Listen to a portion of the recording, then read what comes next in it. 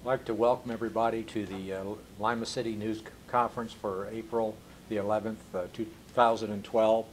The mayor is out today. He's traveling on business out of state, trying to bring more economic development into the area. This morning we have 4 items on the agenda. We have prescription drug drop-off program to address. We have an income tax office special hours announcement, some Lima Home Pride Awards, and the 4th item regards the Lima Regional IT Association update. So we'll start with the prescription drug drop-off program with Major Swigert and Jim Stroop from Ray's Supermarkets. Thank you, Steve. Good morning, everyone. We're here pleased to announce the continued partnership between several agencies for an upcoming prescription medication drop-off this Saturday, the 14th. This will take place at Allen County Children's Services at 123 West Spring Street from 9 a.m. to noon, and also at 2 satellite locations, the Ray's Market at 890 South Cable and 2100 Harding Highway. Those sites will be taking drop-offs from 9 to 10:30. This is a partnership. This is the 3rd such event that's been held between not only us but the Sheriff's Department, Ray's Supermarkets, Allen County Children's Services, University of Findlay College of Pharmacy, Health Partners of Western Ohio, and G2 Revolution LLC, Environmental Services. The prescription medication abuse has become an increasing problem in not only our community but nationwide. We see celebrity deaths occurring, overdoses, and actually just got information yesterday through the state Attorney General that in Ohio since 1999, the numbers of prescription overdose deaths have increased over 300%. So this is a problem. We want to make sure everybody safely disposes of their old medications, both over the counter and prescription, and rather than flush them down the toilet or in some other fashion.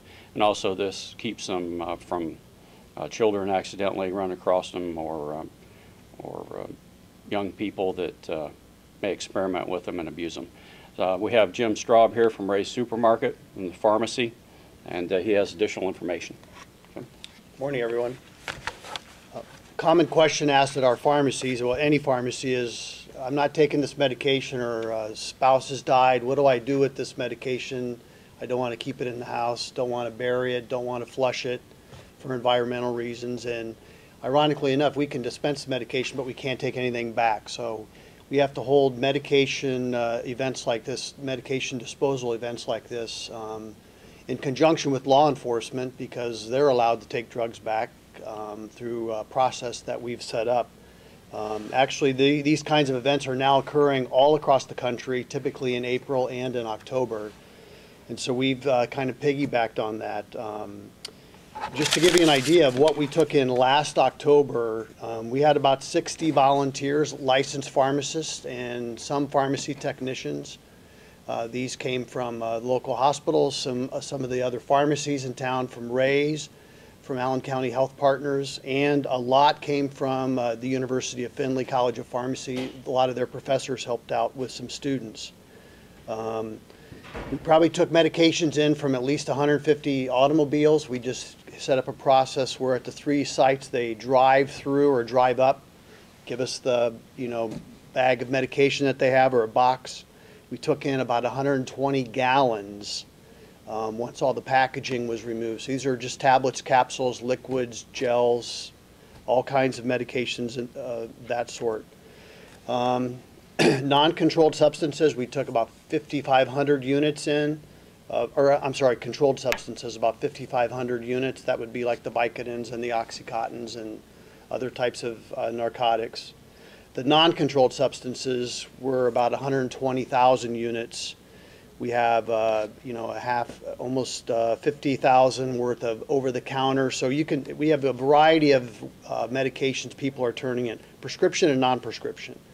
And I know that they were doing a calculation on the monetary values, and I did not bring that with me, but it's amazing to see the dollar amount of the drugs that are sitting in people's medicine cabinets at home and need to be taken out of there and brought to these kinds of events. We're asking that the medication is brought to us in the original container because we do inventory these. We try to track them and trace them to see where the source was, whether it was a retail pharmacy or whether it was mail order or some other avenue. So we'd like it kept in the original container. We'd like the name blacked out because we have HIPAA infringement possibilities if we don't do, if the name's not blacked out. If it's not, we'll take care of that, but it's nice if people do that ahead of time for us. And probably about the last thing, or one of the most important things is at the times when these events close, 10:30 at the 2 Ray's stores and noon downtown, we have to make an abrupt stop. We cannot accept medication after that. We will not accept it. People show up a half hour late. They bring it to the pharmacy. The event's over at 10:30 at the 2 Ray's stores and at noon downtown. We have to adhere to those time frames pretty strictly. Any questions? Okay, thank you. Thanks. Well, we do appreciate the efforts of Ray's in assisting us in this program. I believe it was mentioned there was some 100 gallons of drugs, 150 gallons? 118 gallons of drugs. Now, if you alternatively flush those 118 gallons down the toilet, those chemicals end up in our river. Ultimately, they need to be cleaned up in our sewage treatment facilities. And you think that might not be a problem, but the EPA now measures contaminants in the parts per billion. So I mean, if you take 118 gallons, multiply it by a billion, they'll detect that. So, and it's a worthwhile program, and we appreciate Ray's efforts in that regard. Next, we have Chris Fass from the Income Tax Office with an announcement.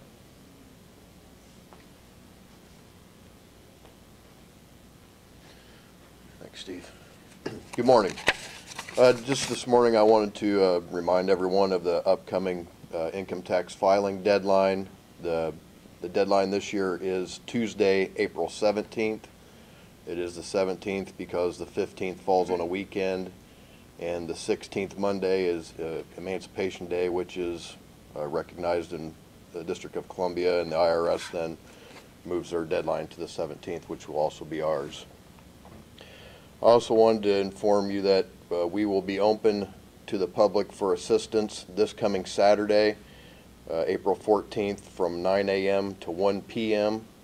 So anyone who isn't able to come to our office during our normal business hours of 8 a.m. to 4:30 p.m. Monday through Friday can come Saturday the 14th between 9 a.m. and 1 p.m. to get assistance with their city income tax returns. And if you're mailing your tax return, make sure you get it postmarked on the 17th. That will be considered a timely filing, but anything after that date will be considered late. So the postmark on the 17th also works as a timely file. Thank you. Thank you, Chris. I'd like to add that if you are paying your taxes in the City Hall building in the tax department on the first floor, we now do accept credit card payments. The third item on the list are Lima Home Pride Awards, and Pete White will be doing that.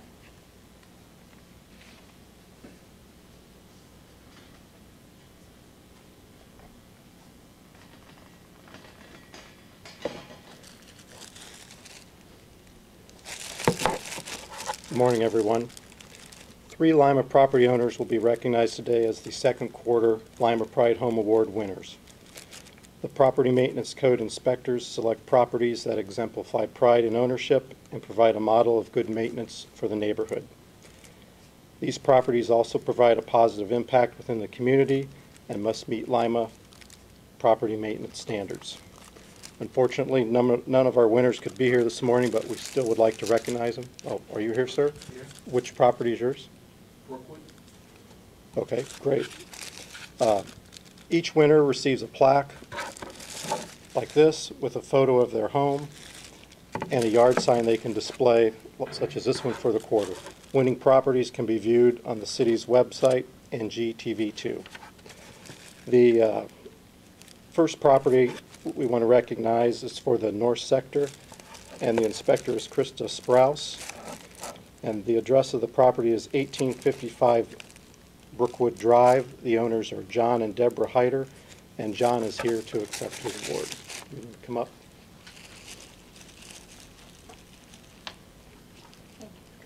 Thank you. Do you have anything you'd like to say? We thought it was a joke. So it's really a very nice neighborhood. We've got great neighbors, and in fact, the reason we thought it was a joke is because within the last year, my wife's family was experiencing some trauma.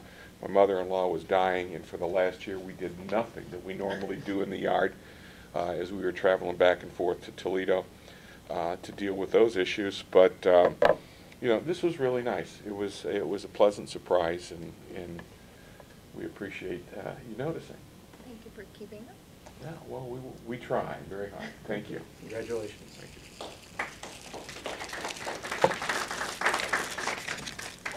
Two other properties from our southwest sector.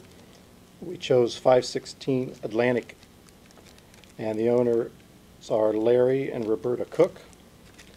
And from the southeast sector, we selected 1201 South Reese Avenue, and that property is owned by Jesse Moore. And we'll make sure they receive their plaques and yard signs. Thank you. Thank you, Pete. We really do appreciate the efforts of the residents of the city in keeping their properties up, and these rewards are well deserved, and we really appreciate your efforts. Thank you. The last item on the agenda is LARITA. It's the Lima Regional IT Association. Justin Blumhorst. Hello, everyone. I'm on the board for LRETA, and we're actually amping up right now. But to give you a little bit of background about LRETA, we're a nonprofit organization. We were a spinoff of an economic development put on by Mayor Berger, and the mayor is actually still involved in our organization today. And he always has great advice and input for our organization, too. So he's always at our board meetings and really helps us in any way possible. But we've been around since 2008. We're a venue for IT professionals and super users to meet and share ideas. Our mission is to provide services that include professional networking, member-driven training, educational opportunities, vendor-sponsored technology sessions. We have two regular events. One is our monthly Bit Talk sessions. That's where we have a topic and a speaker, and we talk about IT-related things.